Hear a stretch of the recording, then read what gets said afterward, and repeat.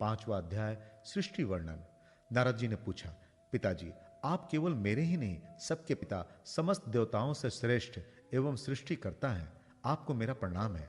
आप मुझे वो ज्ञान दीजिए जिससे आत्म तत्व का साक्षात्कार हो जाता है। पिताजी, इस संसार का क्या लक्षण है? इसका आधार क्या है? इसका निर्माण किसने किया है? इसका प्रलय किसमें होता है? ये किसके अधीन है? और वास्तव में ये है क्या वस्तु? आप इसका तत्व बतलाइए। आप तो ये सब कुछ जानते हैं, क्योंकि जो कुछ हुआ है, हो रहा है या होगा, उसके स्वामी आप ही हैं। ये सारा संसार हथेली पे रखे हुए आंवले के समान आपकी ज्ञान दृष्टि के अंतर्गत ही है। पिताजी, आपको यह ज्ञान कहां से मिला? आप किसके आधार पर ठहरे हुए हैं? आपका स्वामी कौन है और आपका स्वरूप क्या है?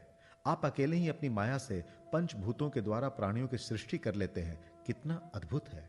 जैसे मकड़ी अनायास ही अपने मुंह से जाला निकालकर उसमें खेलने लगती है, वैसे ही आप अपने शक्ति के आश्रय से जीवों को अपने में ही उत्पन्न करते हैं और फिर भी आप में कोई विकार नहीं होता। जगत में नाम, रूप और गुणों से जो कुछ जाना जाता है, उससे मैं ऐसी कोई सत, असत, उत्तम, मध्यम या अधम वस्तु नहीं देखता जो आपके सिवा और किसी से उत्पन्न हुई हो। इस प्रकार सबके ईश्वर होकर भी आपने एकाग्र चित्त से घोर तपस्या की। इस बात से मुझे मोह के साथ साथ बहुत बड़ी शंका भी हो रही है कि आपसे बड़ा भी कोई है। पिताजी, आप सर्वज्ञ एवं सर्वेश्वर हैं। जो कुछ मैं पूछ रहा हूं वो सब आप कृपा करके मुझे इस प्रकार समझाइए जिससे मैं आपके उपदेश को ठीक ठीक समझ सकूं।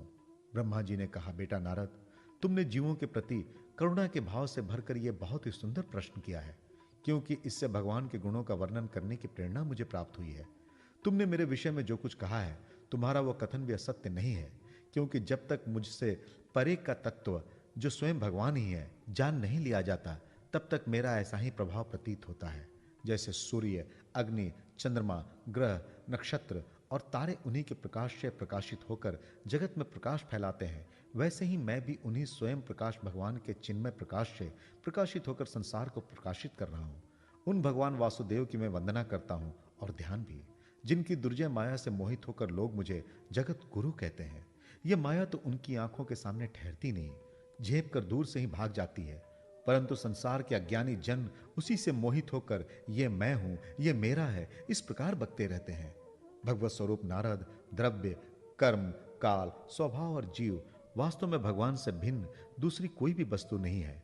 वेद नारायण के पारायण हैं, देवता भी नारायण के ही अंगों में कल्पित हुए हैं और समस्त यज्ञ भी नारायण की प्रसन्नता के लिए ही है, तथा उनसे जिन लोकों की प्राप्ति होती है वे भी नारायण में ही कल्पित है। सब प्रकार के योग भी नारायण के प्राप्ति की ही हेतु है। सारी तपस्याएं नारायण की ओर ही ले जाने वाली है। ज्ञान के द्वारा भी नारायण ही जाने जाते हैं। समस्त साध्य और साधनों का पर्यवसान भगवान नारायण में ही है। वे दृष्टा होने पर भी ईश्वर है, स्वामी है, निर्विकार होने पर भी सर्वस्वरूप है। उन्होंने ही मुझे बनाया है और उनकी दृष्टि से ही प्रेरित होकर मैं उनकी इच्छा अनुसार सृष्टि रचना करता हूं। भगवान माया के गुणों से रहित एवं अनंत है। सृष्टि, स्थिति और प्रलय के लिए रजोगुण, सत्वगुण और तमोगुण, ये 3 गुण माया के द्वारा उनमें स्वीकार किए गए हैं।